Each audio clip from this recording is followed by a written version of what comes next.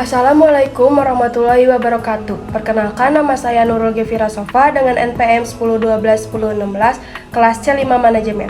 Video ini saya buat untuk memenuhi tugas evaluasi tengah semester dengan mata kuliah riset pemasaran. Di sini ada beberapa materi yang akan saya sampaikan. Yang pertama yaitu paradigma bisnis terkini. 2. Pemasaran dan riset pemasaran. 3. Klarifikasi riset pemasaran. 4. Proses penelitian pemasaran yang empiris. 5. Marketing research process. 6. Masalah dan gap penelitian pemasaran. 7. Model penelitian pemasaran. 1. Paradigma bisnis terkini. Pergeseran paradigma dalam bisnis adalah perubahan atau perkembangan besar dalam cara suatu perusahaan atau bisnis memproduksi barang atau jasanya. Mereka seringkali menguntungkan bisnis dalam hal efisien dan kualitas produk mereka sekaligus mengubah konsep utama tentang cara mereka beroperasi. Jenis perubahan paradigma dalam bisnis yaitu 1. Pemasaran yang dipersonalisasi. 2. Komunikasi. 3. Perdagangan elektronik. Materi kedua yaitu pemasaran dan riset pemasaran. Riset pemasaran dapat dimaknai sebagai pengumpulan data, observasi, dan pengelolaan data terhadap objek penelitian di dunia pemasaran. Tujuan riset pemasaran yaitu 1. Membuat keputusan yang tepat. 2. Mendapatkan peluang bisnis baru. 3. Menghindari kegagalan usaha. 4. Memanfaatkan peluang investor. 5. Evaluasi. 6. Understanding. 7. Predicting. Selanjutnya ada proses riset pasar. 1. Definisi masalah. 2. Melakukan pendekatan masalah. 3. Merancang riset. 4. Pengumpulan data. 5. Menganalisis data. 6. Membuat presentasi laporan. Selanjutnya ada peran riset pemasaran dalam rencana dan strategis pemasaran, yaitu ada 1. Menciptakan ide. 2. Variasi pilihan ide. 3. Memudahkan mengembangkan konsep. 4. Mengembangkan dan strategis pemasaran. 5. Analisis bisnis. 6. Mengembangkan produk. 7. Tes pasar atau menghasilkan komersialisasi. Materi yang ketiga yaitu klasifikasi riset pemasaran. 1. Riset deskriptif yaitu berfokus pada menggambarkan karakteristik pasar atau populasi tertentu. 2. Riset eksploratif yaitu digunakan untuk mendapatkan wawasan awal atau pemahaman yang lebih mendalam tentang masalah atau topik yang belum jelas. 3. Riset kasual. Riset kasual dirancang untuk menentukan hubungan sebab akibat antara variabel-variabel tertentu.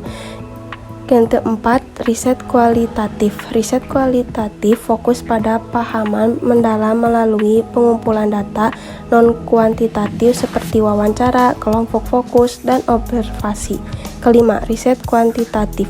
Riset kuantitatif melibatkan pengumpulan data yang dapat diukur dan dianalisis secara statistik seperti survei, angket, atau analisis data besar. 6. Riset primer. Riset primer adalah riset yang dilakukan secara khusus untuk tujuan proyek atau masalah yang sedang dihadapi perusahaan. 7. Riset sekunder. Riset sekunder melibatkan pengguna data yang sudah ada seperti data dari lembaga riset pihak ketiga atau publik industri. 8. Riset pasar atau marketing research. Riset pasar adalah jenis riset yang fokus pada pemahaman pasar sebagai keseluruhan termasuk ukuran pasar, tren, dan prospek. Materi yang keempat yaitu proses penelitian pemasaran yang empiris.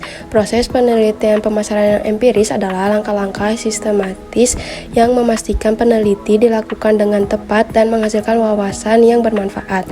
Ini membantu perusahaan dalam mengambil keputusan pemasaran yang lebih baik dan merancang strategis lebih efektif. Berikut adalah tahap-tahap dalam proses penelitian pemasaran yang empiris. 1. Identifikasi masalah penelitian. 2. Perumusan tujuan penelitian. 3. Pemilihan metode penelitian. 4. Merancang instrumen penelitian. 5. Pemilihan sampel dan pengumpulan data. 6. Analisis data. 7. Interpretasi hasil. 8. Menyusunan laporan penelitian. 9. Implementasi rekomendasi.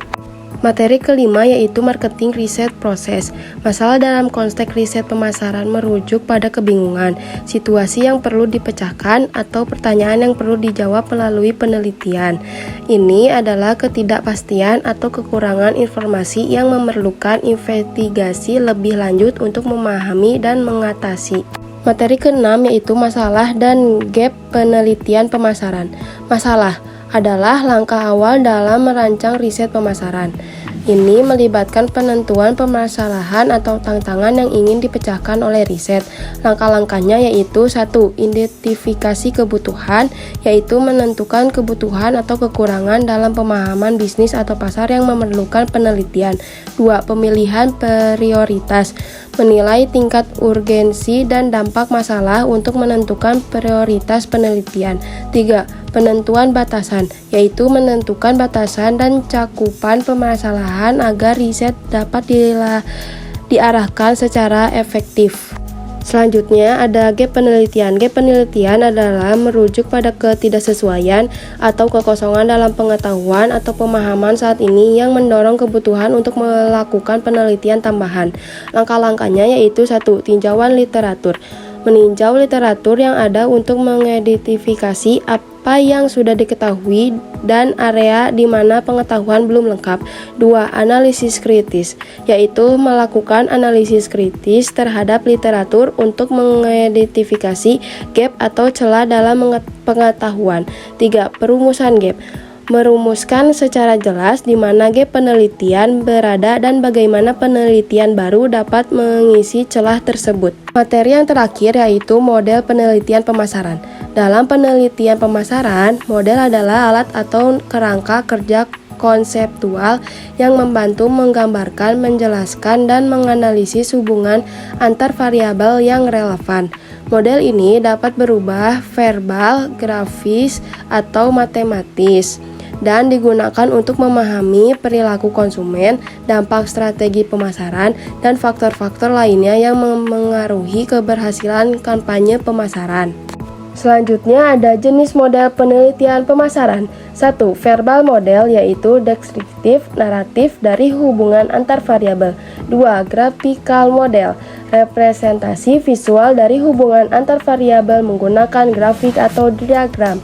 3. Mathematic model, yaitu representasi matematis dari hubungan antar variabel melalui persamaan atau fungsi matematis. Selanjutnya ada komponen model penelitian pemasaran. 1. Variabel independen, variabel yang dianggap sebagai penyebab atau pemicu perubahan. 2. Variabel dependen, variabel yang dianggap sebagai hasil atau akibat dari perusahaan variabel independen. 3. Variabel kontrol, yaitu variabel tambahan yang memoderasi atau mengontrol hubungan antar variabel. 4. Parameter, yaitu koefisien atau angka dalam model matematis yang mengukur hubungan antar variabel. Sekian materi yang bisa saya sampaikan, semoga video ini bermanfaat. Mohon maaf bila ada salah-salah kata. Wassalamualaikum warahmatullahi wabarakatuh.